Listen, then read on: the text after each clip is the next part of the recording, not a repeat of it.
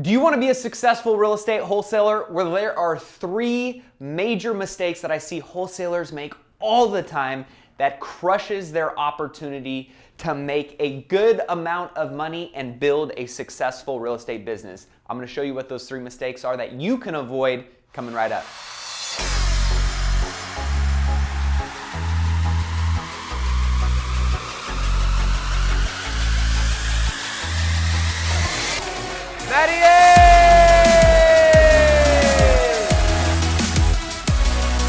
Hey, what's going on, guys? Matty A here, Six Figure Flipper, and I work with a lot of wholesalers. I started out as a wholesaler in my real estate investing career, get my foot in the door, but I also work with a ton of real estate wholesalers from all around the country that are constantly sending me deals. And I can tell you this much, majority of them are really bad. I'm just gonna be completely honest. Our industry is littered with bad wholesalers, and not because, well, some of them know what they're doing and they just have no integrity and they have no ethics. And that is not the way to build a successful, scalable, sustainable real estate investing business. But on the other side of it, a lot of people just don't know what they don't know. So I wanna share with you three very common mistakes that I see wholesalers making when it comes to building a successful real estate investing business. So number one is bad due diligence.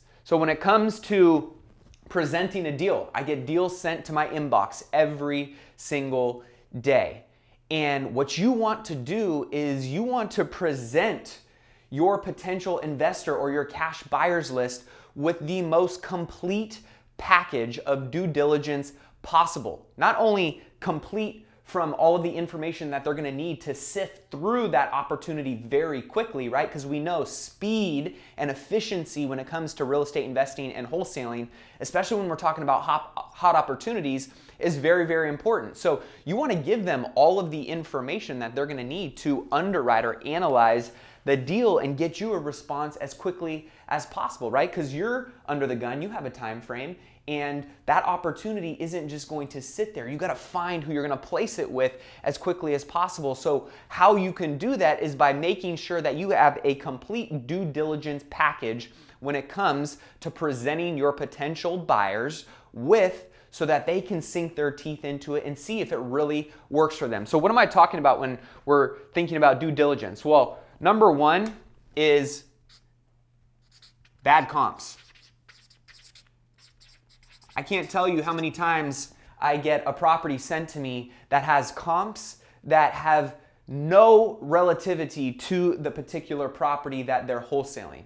Or it is 2 miles away, or it has 2 extra bedrooms and 2 extra bathrooms than the subject property. It's not even comparable. You have to make sure that when you're giving comps and you're estimating ARV, after repair value, for these individuals, right, it needs to be like for like. And all I recommend is doing it just the way an appraiser would pull comps. You're gonna pull comps that are close in bedroom and bathroom count, close in square footage, give or take a couple hundred square feet, close within a proximity of maybe a quarter-mile radius. If you can't find that, maybe you're in a more rural area, then you expand out a little bit, or you go further back in time to find similar comps. You want to look for properties that have similar amenities and that have similar condition to the subject property that you are potentially looking at wholesaling, as well as the comps that are selling for top dollar. So you can really validate, if fixed up,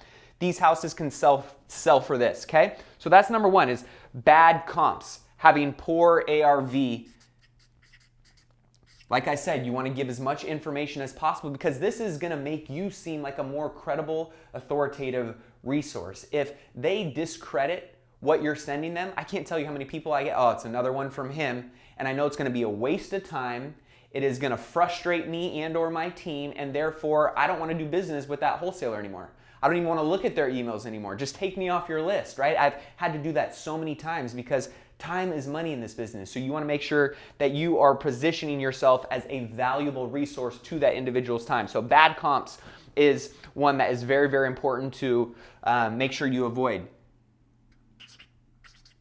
Number two is going to be bad scope of work. Okay, if we're talking about flipping or there's repairs that are needed, right? I like to do a rehab scope of work that is specific to maybe a buy and hold, a little bit less, right? Because they might be holding it. They just need to get it turnkey to get a cash flowing tenant in there. Or if we're talking about a fix and flip scope of work, you want to know what you believe is a comprehensive scope of work that if these things are done, it will get it in the condition that the after repair value comps are supporting selling for top dollar. So you want to mirror and match those top comps and have your scope of work reflect that if that work was done, then the property would be able to be justified selling at that property at that ARV that you are recommending.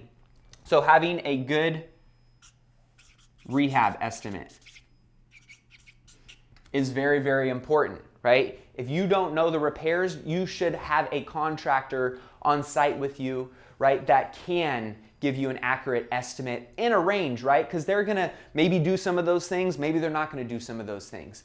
But this is also a good way for you to develop a relationship with a contractor who may want to earn the business of that individual you end up wholesaling the property to, right? So there's some win-win there, and that's a good way for you to get accurate estimates on your rehab costs. The last one is gonna be inspections and disclosures. Now, I know not always can you get your hands on maybe all the disclosures, which you're gonna want to try and do, right? We're talking about a full package. So you're gonna wanna try and get the disclosures over to the buyer so that way there's nothing that pops up after the fact that blows up your deal, okay? So anything you can over disclose on, it protects you, right? And it gives everybody the information that they're gonna need to know anyways before they make a decision. And then inspections. I always believe in getting a home and a pest report, and if there's any other reports that are pertinent to your area, right? If you're on septic, or if you have a pool, or if it's a roof inspection or an HVAC inspection, whatever it may be, any extra inspections you can get that bulletproof the information you have about the property that you can provide to the next person, very, very important. One, it'll protect you from a disclosure standpoint, right? If there's anything that you know about and can give that individual, but at the same time, right, you can use those inspection reports to negotiate with the seller, maybe get a little bit lower price and increase your margin. So number one, bad due diligence. If you can put together a complete package for your potential cash buyers, you're going to position yourself as a very credible, authoritative resource that they will know are somebody that they want to do future business with, being that you've taken the time to position yourself as that person. Number two is going to be poor communication. This is one that I see kill more deals than people would like to think. And it's because they lack how they communicate with the seller and how they communicate with the cash buyers. So I can't tell you how many people I've seen not tell the seller that they may be wholesaling a property. They try and hide it. They think that they can't have that conversation, and there's many strategic ways and scripts that we teach people to communicate with the seller to allow them to understand that you're going to be placing that deal with a partner or with another investor, and you're going to bring that opportunity to these individuals so that they can close quickly and help you do that and help them achieve what their goals are, right? But when you get people that are maybe showing up at the property or are disturbing the homeowner or the tenant there, right, and not communicating properly, by not being transparent, not being authentic with all parties, you just position yourself as somebody with no integrity, right? And that is the last thing you want to do. It takes a really long time to build up a reputation with either a seller or with your cash buyers list or within an industry, and it takes one or two really bad choices when it comes to how you communicate and how you present that credibility and that authority with a seller or your cash buyers list or your industry to completely crush your reputation. So don't do that, right? Be authentic, be transparent, operate with integrity and ethics as a wholesaler. You'll have a really long and successful investing career. Number three, too greedy, right? We all want to make that big buck, and I get that. Too greedy though. And people often are going to try and sell their property or market their property for too much money. And I get it. We want to maximize the amount of money that we can make on every single wholesale deal. And that's great. As long as it's a win-win for the end buyer and they're going to meet their investing goals, whether they're holding it and it's still going to cash flow with your wholesale fee in there, or whether they're going to flip it and they can still meet their margins with your wholesale fee in there, right? And the seller's still getting what you promised them in the contract. But don't get too greedy and try and wholesale a property for way more. And then when you do that and all the people on your cash buyers list go, what the heck, right? Like that doesn't make a whole lot of sense. How am I supposed to make any money here? And then all of a sudden you start backtracking. What does that do? You immediately lose all authority and credibility with your cash buyers list. So don't be too greedy and try and sell it for too much money, right? What we want to do is play the long game. You hear me say this in all of my videos, the long game. This is so important. You're not here to get rich off of one deal. You want to build relationships, long-term relationships with people that over the lifetime of that relationship, you're going to make a lot of money, they're going to make a lot of money. That's a win-win relationship when it comes to building a credible wholesaling business, right? So when you get people, right, that are trying to make way too much money and they're just trying to make more money on one deal, and then that investor or that individual feels slighted, they're not going to come back and want to do business with you, right? If they don't make money, then, and you are the one who made all the money, guess what? They're never going to buy a wholesale from you again. So I always look at the LCV, right? The lifetime customer value.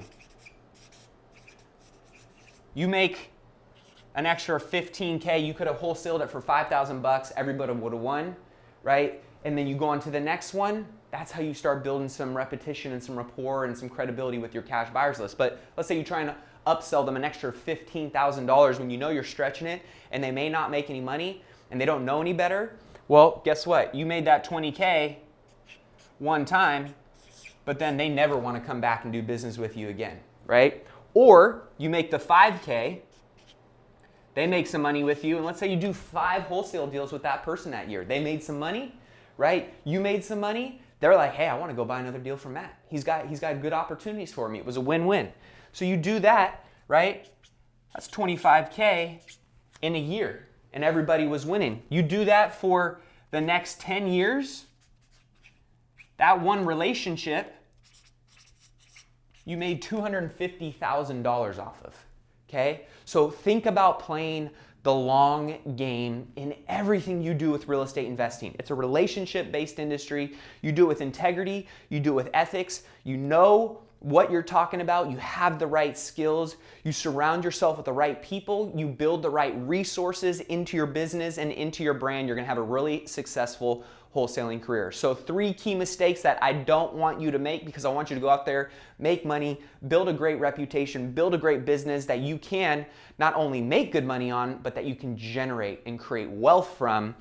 Don't have poor due diligence, poor communication, and don't get too greedy. You avoid these things. You keep those top of mind as you're building your real estate business, whether you have any experience or not, or maybe you are an experienced wholesaler.